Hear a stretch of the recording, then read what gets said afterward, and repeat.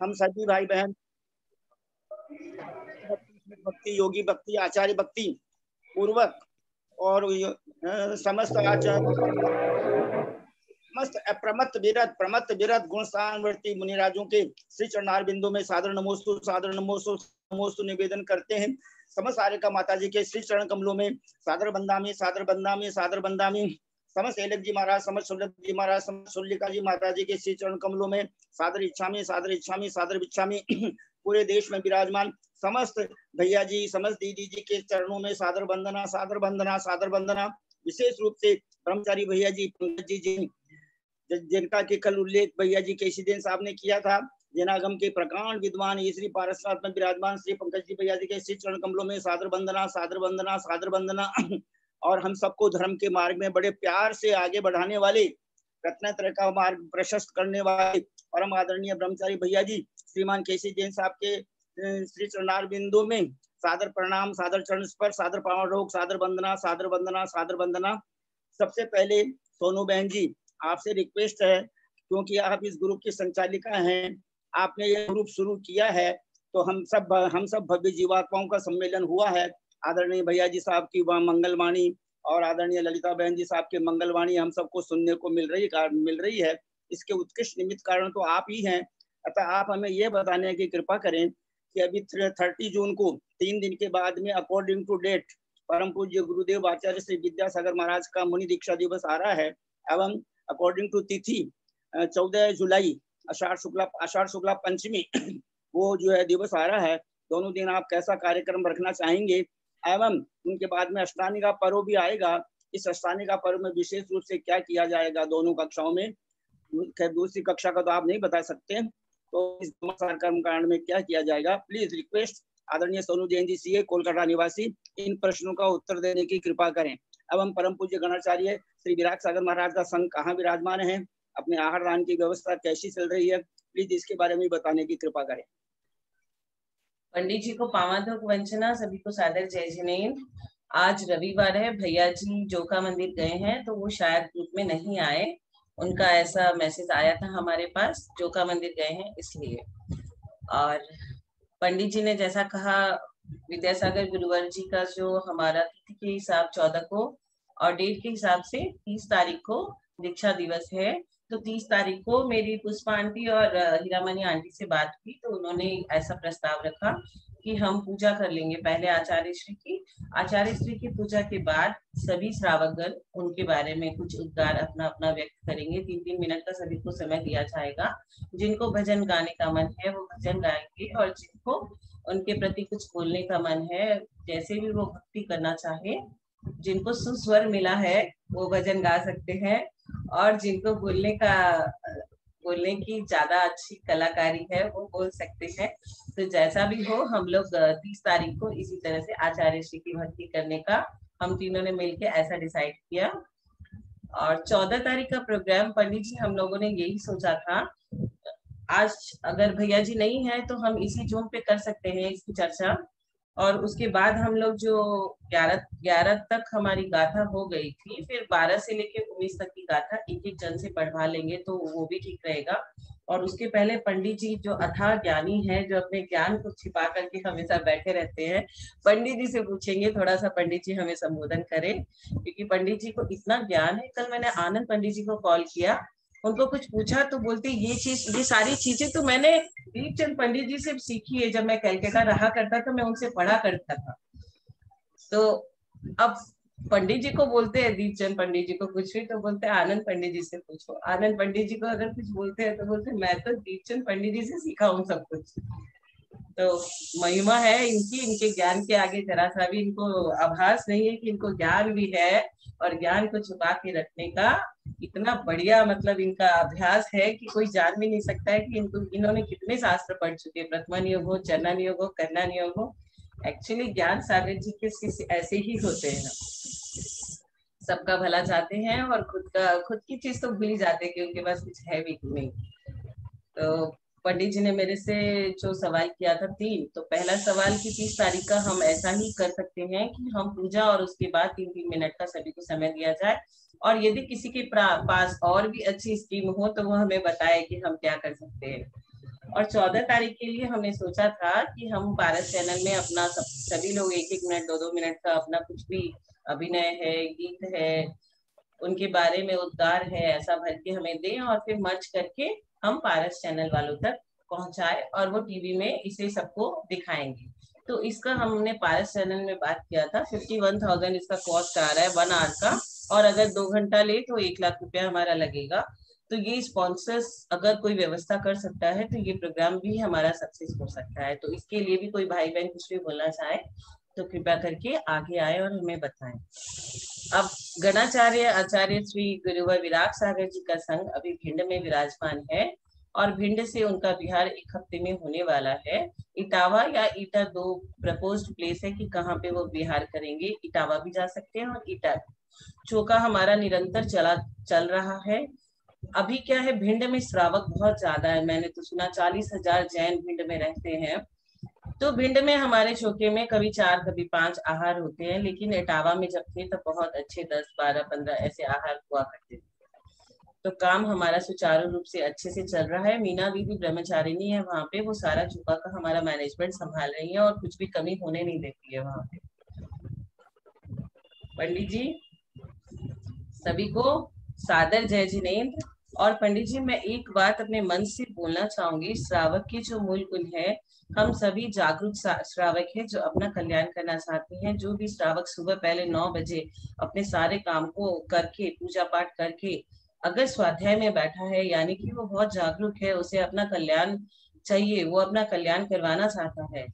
तो एक चीज मैं बोलना चाहूंगी कि श्रावक की जो मूल गुण है, 8 मूल गुण होते हैं श्रावक के, उनकी 8 मूल गुण की एक्सप्लेनेशंस एंड डेफिनेशंस अलग अलग आचार्यों ने अलग अलग शब्द में की। जैसे सोमदेव आचार्य कहते हैं कि मध्य मांस मधु। तो मध्य जो हनी होता है वो बहुत सी चीजों में गिरता है। इनफैक्ट कि लेडीज लोग जो वैक्सीन करवाती है उसमें भी शहद गिरता है। तो हमें कोई भी चीज हम यूज करते हैं तो उसके इंग्रेडिएंट्स को देखना चाहिए कि इसमें क्या क्या पड़ा है। तो हमें पता नहीं, हम सोच रहे ये तो हमारी यूज का नहीं, आउटर है, हम ले लेते हैं, लेकिन हमारे लिए तो हत्या हुई ना, तो इसका भी पाप, इसका भी दोष हमें लग गया। तो मध्य मांस हम डायरेक्ट तो खाते नहीं है, लेकिन जो भी कोडिंग ई से स्टार्ट होता है, जो भी व्यक्ति जंक फूड खाता है, जंक फूड में पैकेट में जो भी फूड रहता है उसमें कोडिंग में E0171 इस तरह से कुछ भी कोडिंग रहता है, तो उसे आप गूगल में कन्वर्ट करके जरूर देखें ये कोडिंग किसकी है। इसमें कोई मांसाहार तो नहीं है, क्योंकि आजकल हमारे घर के बच्चे नहीं मानते, बड़े तो बाहर की चीज अवॉइड ही करते, खाना नहीं चाहते हैं, तो बच्चे तो वो नहीं खा रहे हैं, ऐसा हमें देखना चाहिए।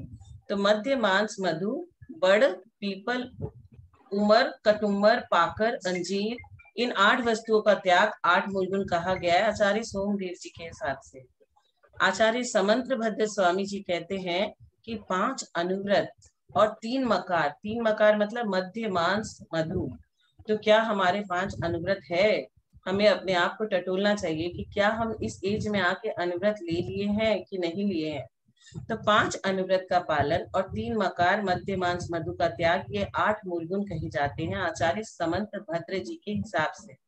और यदि हम 5 अनुव्रत का पालन नहीं कर रहे हैं तो आचार्य समंत भद्र जी के हिसाब से हम जैन कहलाने के काबिल ही नहीं है।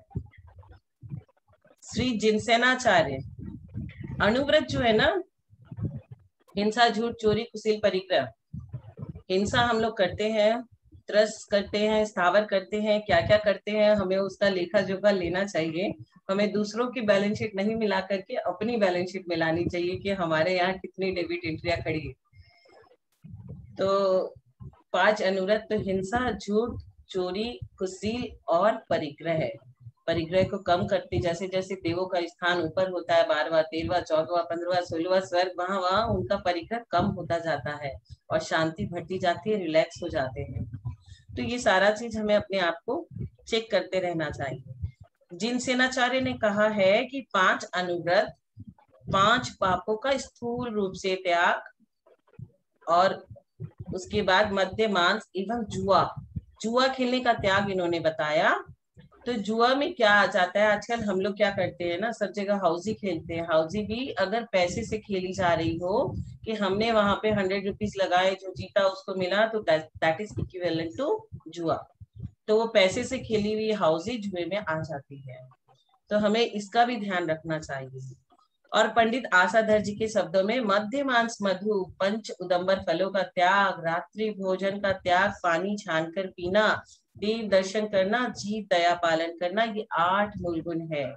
तो पंडित आसाधर जी ने तो जो पानी छान करके ये कह दिया। आजकल लोग क्या करते हैं, बोलते मैं तो शुद्ध का खाना खाता हूँ और बिस्लरी का पानी पीते हूँ।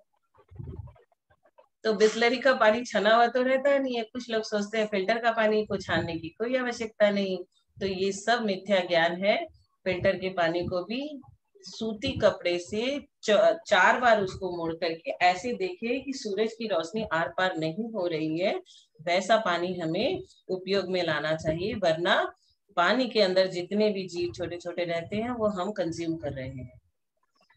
और रात्रि भोजन का त्याग में भी आजकल लोग बहुत स्टाइल निकाल लिए हैं कि रात्रि अनाज नहीं खाएंगे लेकिन बाकी सब कुछ खा लेंगे। इनफैक्ट आलू चिप्स भी खा लेंगे क्योंकि आलू तो अनाज होता नहीं। और बाकी सारे दुनिया के फल सब्जी, दुनिया के जितने भी मिष्टान है वो सब खा लेंगे। रसगुल्ला खा लेंगे, गुलाब जामुन खा लेंगे, और उसमें अरारोट डलती है, ये कोई विवेक नहीं रखता। तो ये सारी चीजों का हमें ध्यान रखना चाहिए यदि हम जागरूक है और अष्टमूल गुण का पालन करते हैं, सच्चे श्रावक कहलाने के काबिल है। तो ये वाला श्रावक की जो मूल गुण है ये हमें मिला, विराग सागर जी ने सभी को ये बंटवाया था, उसी में लिखा था। तो मुझे मन किया तो मैंने आप लोगों को सभी को इससे पढ़ करके बता दिया कि ऐसा ऐसा सभी आचार्य कहते हैं। तो हमें इन सब चीजों का ध्यान रखना चाहिए। और मैं एक बात, बहुत छोटी हूँ इस ग्रुप में, 46 इयर्स के आसपास, लेकिन आप सभी बहुत बड़े हैं, 60 साल से प्लस हो चुके हैं। तो आप सभी को एक बात मैं बोलना चाह रही हूँ, वो बात आपको खराब लगेगी लेकिन मेरा मन हो रहा है बोलने का, कि जो उम्र का अपकर्षण आता है, आयु का जो बंध होता है, वो कैसे होता है। 8 अपकर्षण काल आते हैं और आयु को कैसे डिवाइड करते हैं, क्या कैलकुलेशन होता है। जैसे हमारी आयु है एज फॉर एग्जाम्पल 81 ईयर्स की हमारी आयु अगर हम मान लेते हैं, तो क्या होगा, इसको हम 81 इंटू 2/3 करते हैं, मतलब 81 ईयर्स इंटू 2/3 हमें करना है। तो 2/3 करने से कितना आएगा, 27। आप लोग थोड़ा सा ध्यान से सुनिएगा, ये जरूरी चीज है हम लोगों को ये जीवन में उतारने के लिए। देखिए 81 है हमारी आयु टोटल,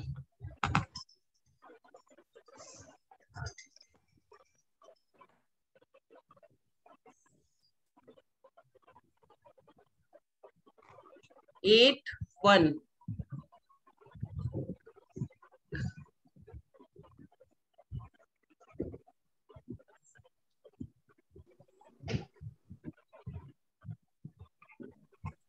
81 को हम इंटू करेंगे, 54 81 का 2/3। हाँ 81 करेंगे, 81 को इंटू 2/3 करेंगे, तो 54 डिवाइडेड बाई 3 करेंगे तो कितना आएगा, 54 आएगा।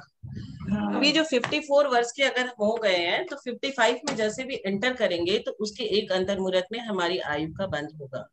लेकिन अगर उस समय नहीं हुआ तब कब होगा, अब 81 इंटू 2/3 कर दिए, 54 आ गया, 81 माइनस 54 करेंगे तो हमारे पास कितने बचेगा, 27।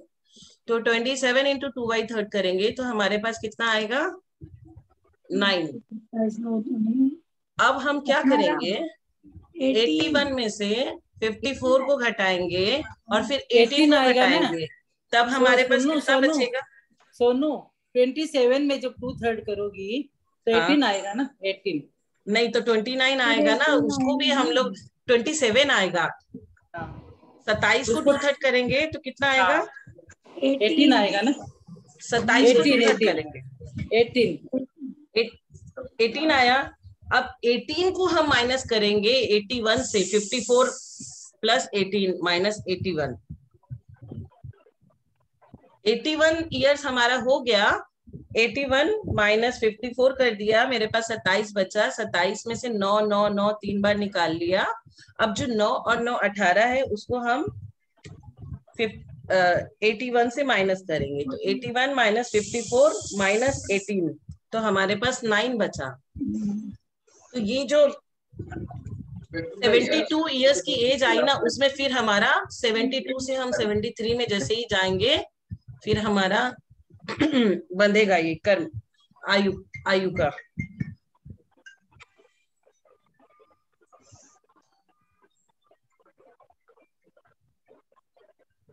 (81 minus 54 minus 18 is equal to, अब 9 बचा। अब इस 9 को फिर 2/3 कर देंगे हम, तो 3 आया। 6 को 81 माइनस 54 माइनस 18 माइनस 6 कर दीजिए आप। तो अभी आपको क्या करना है ना, हर समय ऐसे जो रेस्ट बचेगा ना उसको 2/3 से इंटू करके उसको उसमें प्लस करते जाइए। तो हमारी उम्र की आप बोलोगे कि ये तो 3 बचा, 1 बचा, पॉइंट में आ गया। अब क्या करेंगे, हमारा एज कब आयु कर्म का बंद हो रहा है, तो 8 बार अपकर्षण काल आते हैं, ऐसा 8 बार होगा। आप पहला वाला कैलकुलेशन समझ लो कि 81 इंटू 2/3 हमने कर दिया बढ़िया से, और 27 27 27 के 3 हो गए, 2 27 को जोड़ा 54 हो गए। अब 55 में जैसे एंटर किया हमारा, 55 में एंटर करते ही हमारी आयु कर्म का बंद होगा।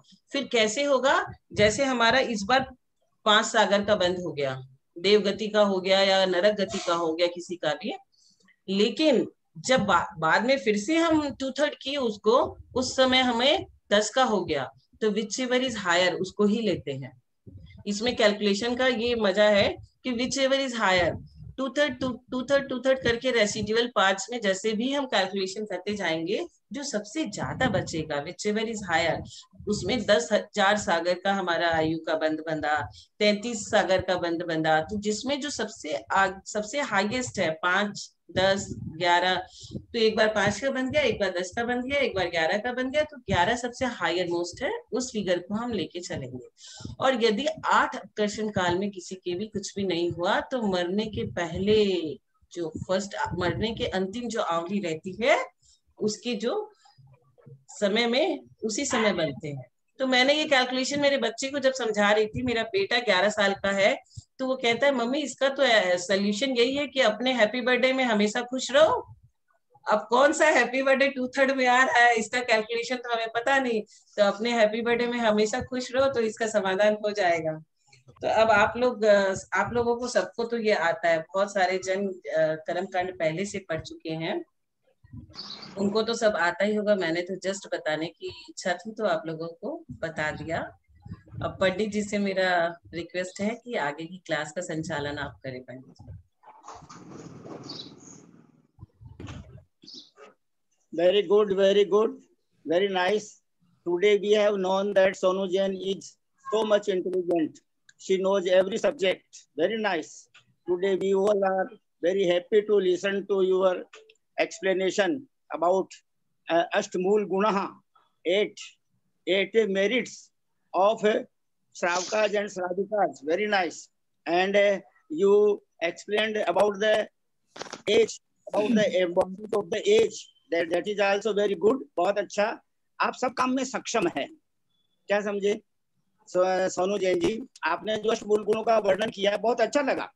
ये उसका श्लोक है आशा दर्जी का कि मध्य पल मधु निशासन पंच फली विरति पंच काप्त नुति जीव दया जल गालन नीति च क्वचिदष्ट मूल गुणः।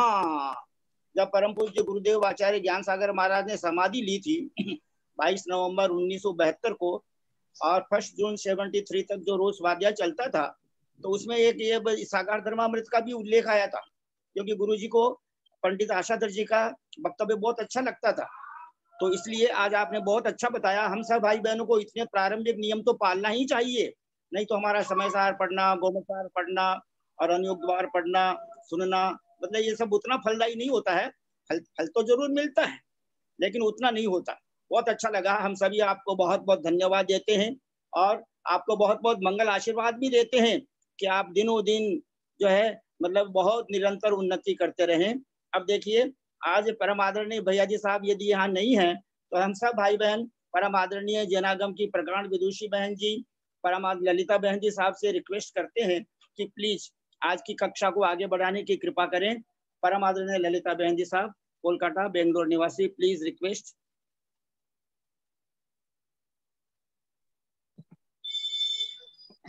पंडित जी साहब सादर प्रणाम, सबको प्रणाम, सबको सादर जय जिनेंद्र। पंडित जी साहब क्या आगे बढ़ाऊं ऐसे पहले से तो कुछ पता नहीं रहता क्या आगे बढ़ाऊं।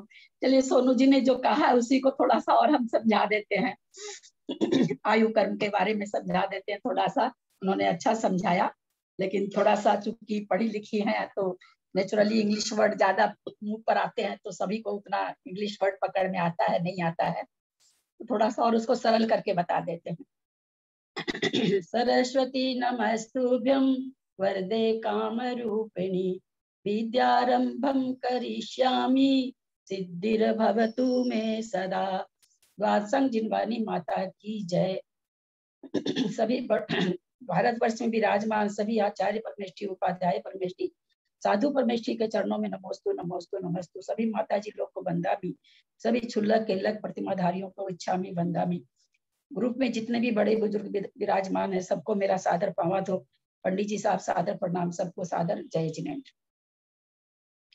हम लोगों ने सबने जाना कि अगर 81 की आयु हो तो 1/3 शेष रहने पर, 1/3 शेष रहने पर, यानी 81 का 27 किया हम लोगों ने, 2 27 बीत जाने पर 54 होने पर पहला 8 अपकर्ष काल आयु बंध के होते हैं। पहला अपकर्ष काल 54 में पड़ेगा। 54 के बाद अंतर्मूर्त ऐसा समय आएगा जब हमारी आयु बंध सकती है। अब हमारी आयु कितनी है वो तो हमको पता नहीं है, उसी हिसाब से 1/3 पड़ेगा। ये तो उदाहरण के लिए समझा दिया गया कि भाई ताकि समझ में आए 1/3 क्या होता है। अंतर्मूर्त काल तक आयु बंध सकती है। अगर बंधे तो बहुत सारी द्रव्य क्षेत्र काल भाव मिलने चाहिए, कसाई परिणाम मिलने चाहिए, लेस्या स्थान मिलना चाहिए, बहुत सारी चीजें का संजोग बैठे तो कदाचित बंध सकती है। ऐसा बेनाडा जी कहा करते थे कि अभी पंचम काल में, मैं उनकी बात दोहरा रही हूँ, अब मेरी बात नहीं है, वो उनसे कई बार चर्चा होती थी। वो कहते थे पंचम काल में प्रायः सबका अकाल मरण होता है। इसमें आप मुनि महाराज, माता जी, क्षुल्लक केल्लक, त्यागी वर्ती को न ले लेंगे, क्योंकि वो तो अपने प्राणों को बुद्धि पूर्वक त्याग करते हैं।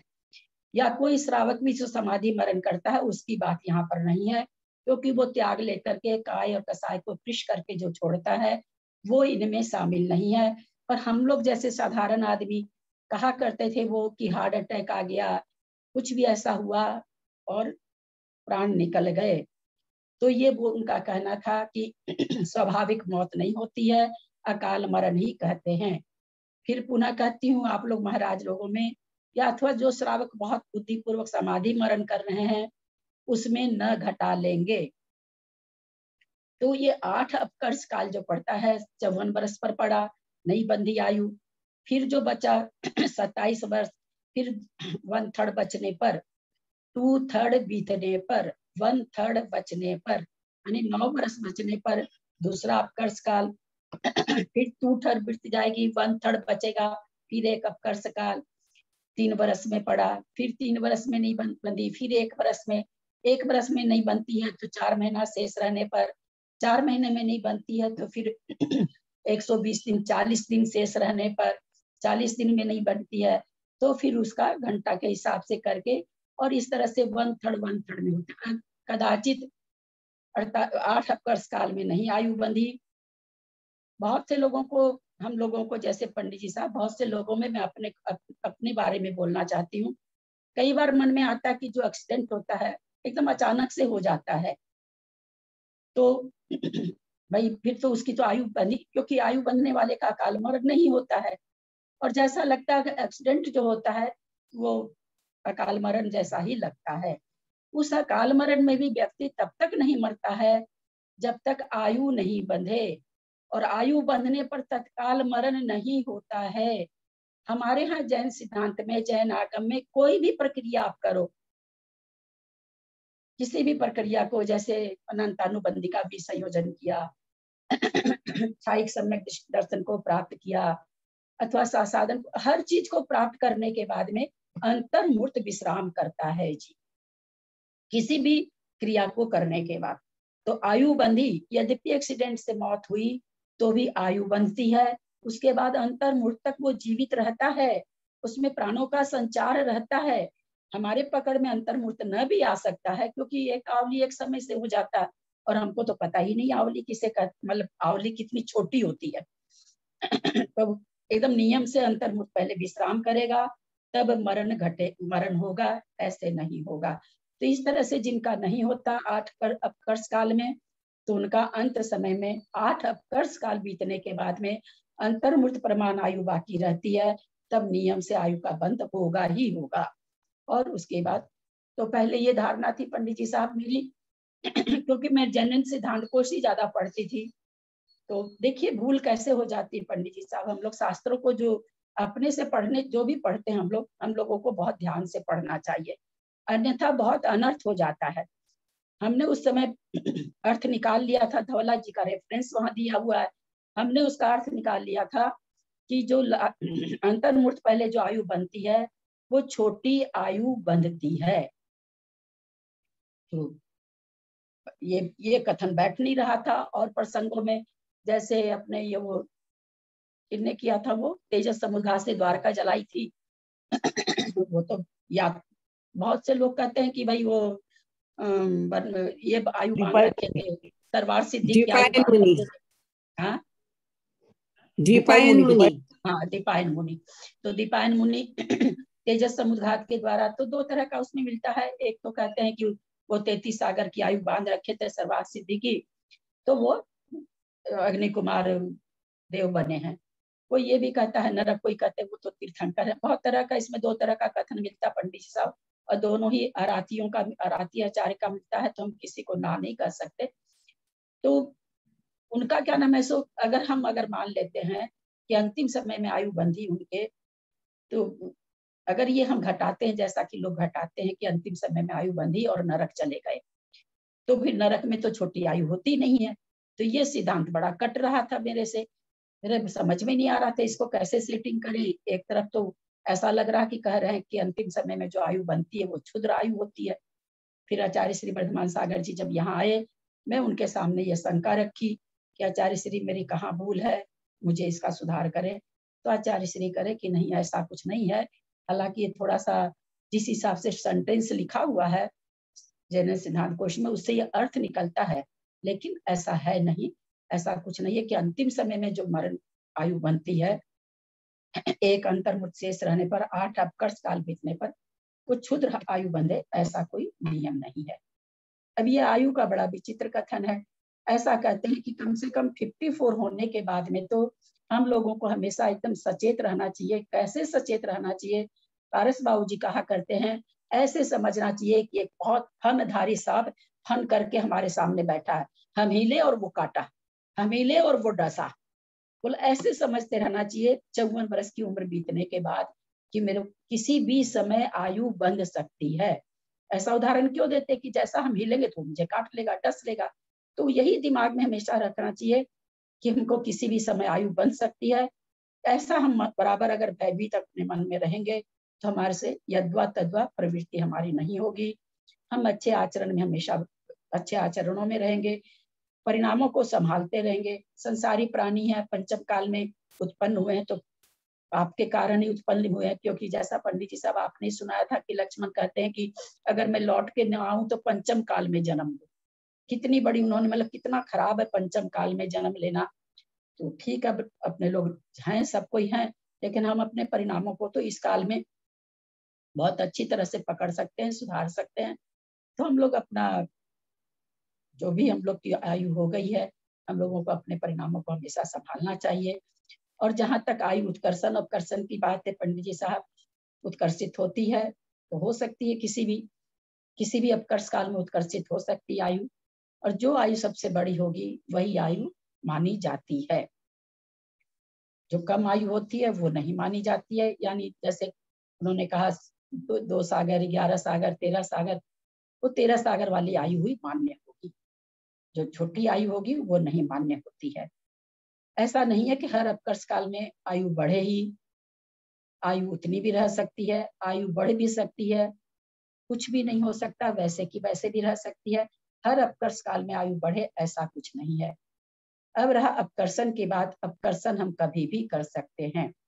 अगर ऐसा सिद्धांत नहीं होगा तो राजा श्रेणी की 33 सागर की आयु कब घटी?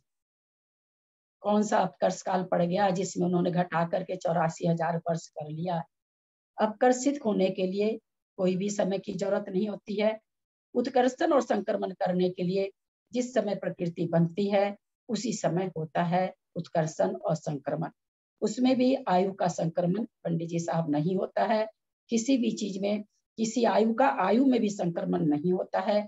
हाँ, आयु हम लब्ध पर्याप्तक मनुष्य की बांध लिए। हम अपने परिणामों के द्वारा 3 पल्ले की भोग भूमि की आयु कर सकते हैं।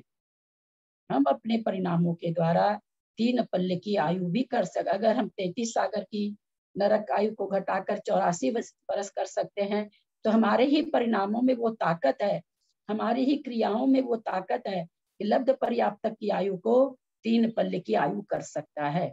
ऐसा नहीं कि घटती ही है, बढ़ते परिणामों से अच्छा भी होता है।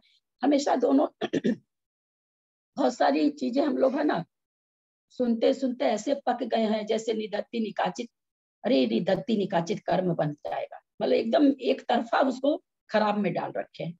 जबकि ऐसा थोड़ी है, ऐसा थोड़ी आया कर्म कांड जी में आया ही बिल्कुल।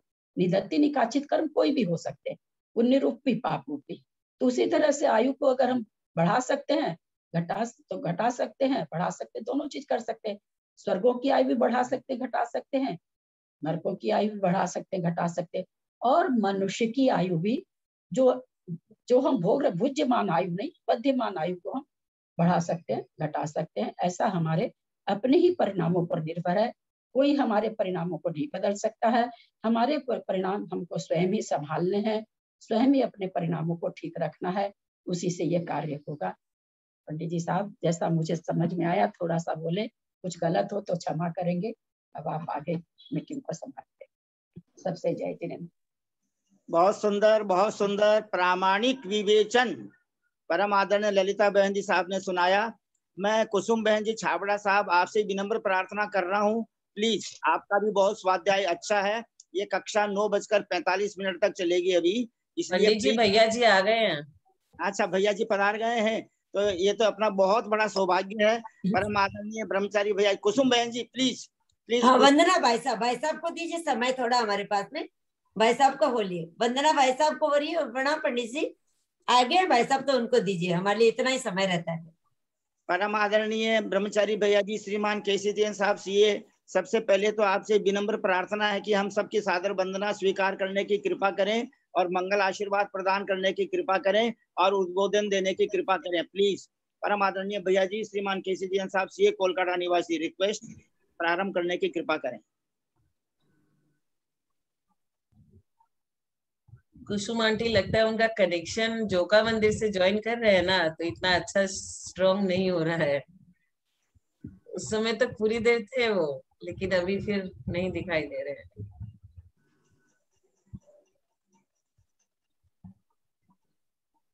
जोड़ने की कोशिश कर रहे होंगे ना वो, जुड़ने की। हमें हमारे ऊपर पुष्प वृष्टि कीजिए आप आंटी। अरे यार, मैं तो क्या बोल रही हूँ, गेली पगली एकदम जी। तो आज इतना हमारे तो पंडित साहब ललिता जी सामने रहता है ना, तो ऐसा लगता है उनका ही सुनते जाए, उनका ही सुनते जाए।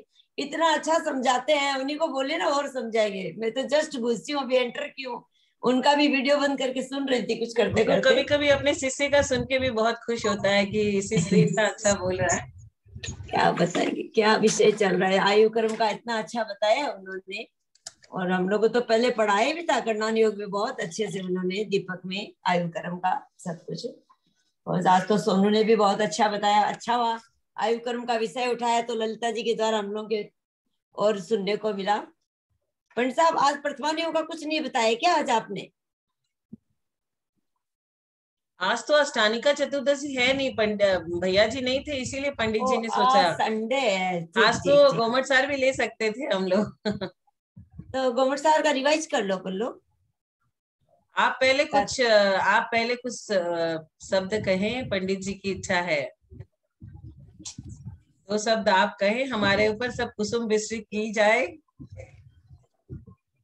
पंडित साहब आप बताइए किस विषय पे बोले, आपकी इच्छा। इतना कुछ आता है नहीं। आप 8 कर्मों के बारे में जो विषय चल रहा है उसको भी ले सकती हैं आंटी।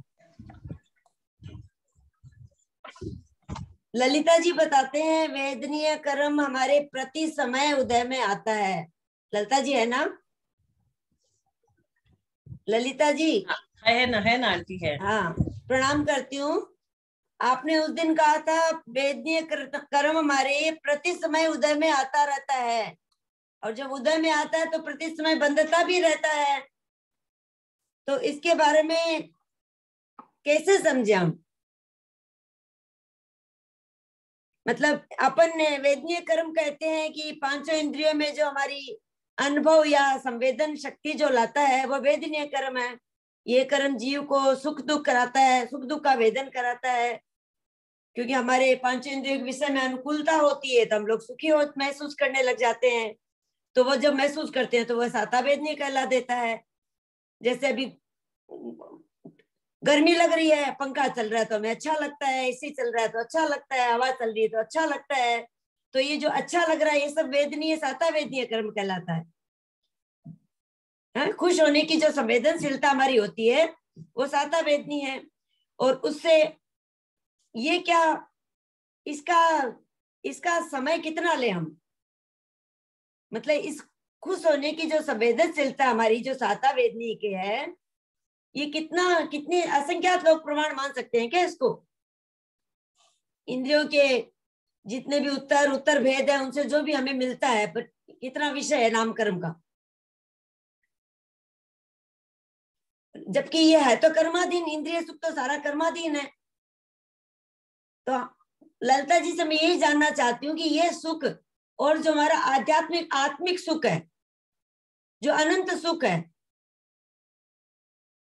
वो भी सातवां वेदनीय कर्म से है कि कर्म से अपेक्षा, उसमें कर्म की अपेक्षा नहीं रख सकते हम, जबकि 13वें गुण स्थान तक वेदनीय कर्म रह रहा, भी सत्ता से नष्ट नहीं हुआ है। तो इस बारे में मैं ललिता जी से बोलूंगी, थोड़ा समझाएंगे।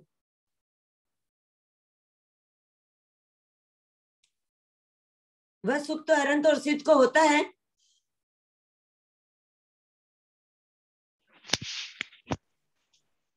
ललिता जी को बोलो सोनू, इसको क्लियर करेंगे, सबको समझ में आएगा। मेरे वो चल रहा है उस दिन से ललिता जी जब बोले थे वेदनीय कर्म प्रति समय उदय में आ रहा है।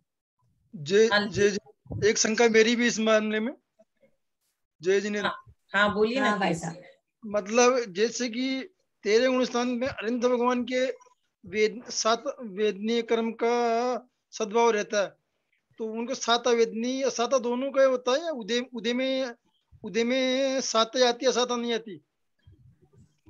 बंद उसमें उदय तो दोनों का रहता है, साता वेदनी का दोनों का रहता है, एक का रहता, साता वेदनी का रहता। वेदनीय कर्म है ना उदय में रहता उनके त्रिसंग अरिहंत भगवान के 13 गुण स्थान में। तो साता दोनों होता या साता का होता? जेठी भाई साहब पूछ रहे हैं क्या? नहीं, सुरेश भाई साहब। जेठी भाई साहब बताइए आप। ललिता जी नहीं बोल रहे हैं, ललिता जी को वापस बोलना है। हमें बताया था सत्ता से विच्युति कब होती है, ऐसे विच्युति कब होती है? 13वें गुण स्थान में तो सत्ता से विच्युति होती है, वहां उदय नहीं होता है ना। हाँ हाँ बताइए। सत्ता से विच्युति वहां उदय नहीं होता है। पंडित साहब बताइए।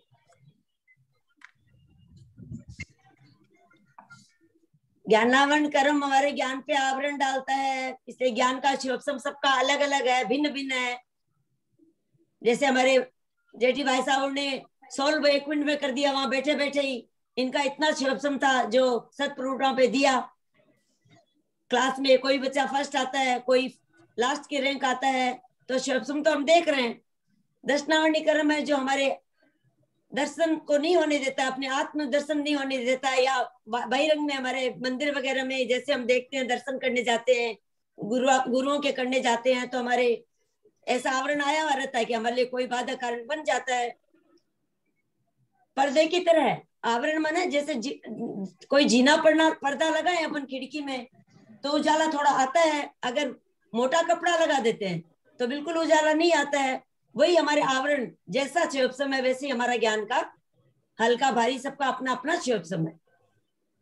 वेदनीय कर्म का इसलिए मैंने लिया कि हमारे लिए प्रति समय जब बंधता है तो हमको सुख दुख में कैसे परिणाम रखने चाहिए। हम जरा जरा सी बातों में खुश हो जाते हैं, जरा जरा सी बातों में हम दुखी हो जाते हैं, और बिना बात के दुखी हो जाते हैं। दुख नहीं है तो भी बैठे बैठे मन नहीं लग रहा है, हम दुखी हो जाते हैं। तो हम बिना मतलब का वेदनीय कर्म जो आश्रम करते रहते हैं, बंद करते रहते हैं। और हमारे ललिता जी बोलते हैं कि हम बहुत शुभ कार्य कर रहे हैं, कई घंटे तक हमने शुभ कार्य किया, साता वेदनी का आश्रम किया, लेकिन तुरंत ही हम ये कोई असाता वेदनी का आश्रम करते हैं तो हमारा सारा द्रव्य भी वो असाता रूप हो जाता है। या असाता का बहुत देर तक बंद किया और बहुत अच्छे विशुद्ध परिणामों से कोई बहुत आनंद कार्य करके शुभ कार्य करके एकदम साता का बंद किया तो वो द्रव्य भी हमारा साता रूप हो जाता है। हो सकता है मैं इसमें कुछ गलत बोल रही हूँ, इसीलिए ललिता जी के सामने बोल रही हूँ ताकि ललिता जी हमारी गलती सुधार देंगे। तो मैं ये भी हो गया कुसुम जी, लेकिन हाँ। जेठी भाई साहब आपने जो उत्तर दिया ये उत्तर की अपेक्षा आपसे नहीं थी। आप हाँ। कर्मकांड पढ़ चुके हो मेरे से, इतना गलत है। आप ग्रुप में कोई भी इंसान, मैं सबसे हाथ जोड़ के आचार्यों की दुहाई दे के कहना चाहूंगी, सिद्धांत पर मुंह तब खोले जब आपको पूरा पता हो, नहीं तो क्षमा मांग ले। बहुत बड़ा ज्ञानावर्णी का बंद होता है। आप खोले, मुझे कोई तकलीफ नहीं है, मैं आपके भले की कह रही हूँ, मेरे लिए नहीं कह रही हूँ। असाता वेदनीय का उदय 13वें गुलस्थान में है, साता वेदनीय का भी है, बंद है वहां साता वेदनीय का। केवल जितना द्रव्य आ रहा है समय परवध वो साता वेदनीय को मिल रहा है। एक समय का बंद है, एक समय का उदय है, लेकिन सत्तागत कर्म का भी उदय है। पर वहां पर क्यों नहीं उनको भूख लगती है? वेदनीय कर्म प्रश्न कहा गया कि आप आचार्य बोलते हो कि वेदनीय कर्म के कारण भूख लगती है, तो क्यों नहीं केवली को भूख लगती है? साता वेदनी बैठा, साता वेदनी उदय में आया वहां तो कहा जाता है मोहनीय कर्म नहीं है, अन्यथा उनको भी भूख लगती। 13वें गुण स्थान में असाता वेदनी का उदय है। मैं सबसे हाथ जोड़ के प्रार्थना करती हूँ, अन्यथा न बोले, सिद्धांत में न बोले। बहुत बड़ा ज्ञानावर्णी का बंद होता है। हाथ जोड़ के माफी मांग लें कि भाई कल देख के बताऊंगा। कल पहले समय सार में बहुत सारे वक्तव्य आते थे, बहुत प्रश्न। मैं सबसे यही कहती थी कि मैं, क्योंकि ऐसे अचानक से कोई प्रश्न आप लिंक से हटके करते हैं तो कई बार रहता भी है, पंडित जी साहब बहुत प्रश्न करते रहते हैं, उस समय कोई उत्तर हमको अगर बढ़िया से पता होता है तो देती हूँ, नहीं तो पंडित जी साहब से कहती हूँ पंडित जी साहब देख के उत्तर दूंगी। ऐसा न करें। आप लोग मेरे से पढ़ चुके हैं, कम से कम मैं अपने स्टूडेंट लोगों से ये अपेक्षा रख सकती हूँ कि वो लोग अन्यथा न बोलें। मुझे तकलीफ हो जाती है, मुझे लगता है कि मैं ही ऐसा गलत पढ़ाई हूँ क्या। तो मेरी आप लोगों से विनय से प्रार्थना है। ललिता दीदी सादर प्रणाम। ललिता दीदी सादर प्रणाम। मैं ये कह रही थी, इसीलिए कहा है एकादश जी ने उनको 11 प्रकार के परिचय हो सकते हैं। हाँ, 11 परिचय बताइए केवली को। हाँ, इसीलिए तो बताइए। होता नहीं है, उच्चार से ही बताए हैं, पर परिचय बताए हैं वहाँ पर। तो परिचय किसके कारण है? साता वेदनी के कारण है। हाँ, वही तो है ना। तो मैं सबसे, कोई इसको मेरी भूल हो गई है, मैं जिनवानी माता से और आपसे क्षमा चाहता हूँ। हाँ, नहीं, क्षमा की बात ठीक, आप जिनवानी माता से क्षमा चाहता हूँ। आप इसको मन से मत लगा लीजिएगा। नहीं, मैं आपसे प्रार्थना करती हूँ, बिल्कुल भी मत लगा लीजिएगा मन से। आप अपने मन में संकलेश मत कर लीजिएगा कि हमको टोकी हैं, ऐसा नहीं कर बहुत अच्छा लगा।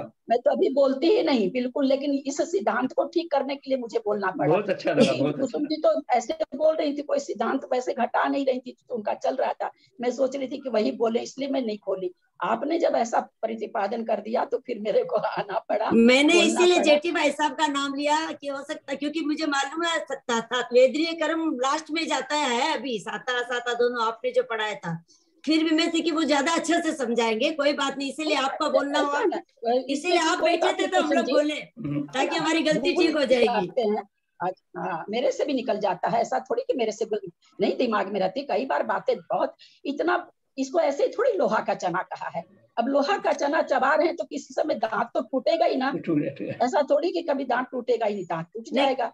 तो इसलिए गलती हो सकती है, इसको एकदम दिमाग में मानी, किसी से भी, मेरे से भी हो सकती है, लेकिन है ना फिर भी जैसे किसी बात का उत्तर देने के पहले सिद्धांत में खास करके, हम अगर अध्यात्म में बोल रहे हैं तो आत्मा को कुछ भी बोलते रहिए, ये बेचारी आत्मा सब कुछ बनने को तैयार है। हम लोग जैसे संसारी प्राणी, हमारी आत्मा सब कुछ बन सकती है, लेकिन जब हम सिद्धांत पर मुंह खोले तो कॉन्फिडेंटली खोले, नहीं तो माफ कर दे कि भाई हमको अभी याद नहीं आ रहा, मैं इसका जवाब कल दूंगा। मेरी इतनी सबसे प्रार्थना है, सिद्धांत को थोड़ा सा संभाल कर बोले, अन्यथा हमारी इतने आराती आचार्यों की मेहनत बेकार हो जाएगी, एकदम बेकार हो जाएगी। मेरी इतनी सी प्रार्थना है, बिल्कुल कोई भी अन्यथा नहीं लेंगे, बारंबार मैं सबसे क्षमा चाहती हूँ, कोई भी मेरी बात को अन्यथा न लें। पंडित जी साहब अपने उसका समय हो गया है, दूसरे गुरु का। ललिता जी के ज्ञान को नमस्कार, बहुत अच्छा समझाए हम लोग सभी को, आपके ज्ञान को बहुत बहुत अनुमोदना। यदर्थ मात्रा पद वाक्य हीनोक्तम तन्मे क्षमित्वा विदधातु देवी सरस्वती केवल बोध लब्धिम, बोधि समाधि परिणाम शुद्धि स्वात्मोपलब्धि शिव सौख्य सिद्धि, चिंतामणिम चिंतित वस्तु दाने त्वाम बंध्य मानस देवी। जिनवाणी के ज्ञान से सूखे लोकालोक दे तुम रोग, हे जिनवाणी भारती तो जपो दिन रेन, जो तेरा शरणा गए सो पावे सुख चैन। देव भजो अरहंत नित्य गुरु से वो निर्ग्रंथ, दया धर्म पालो सदा यही मोक्ष का पंथ। 9 बार जाप करके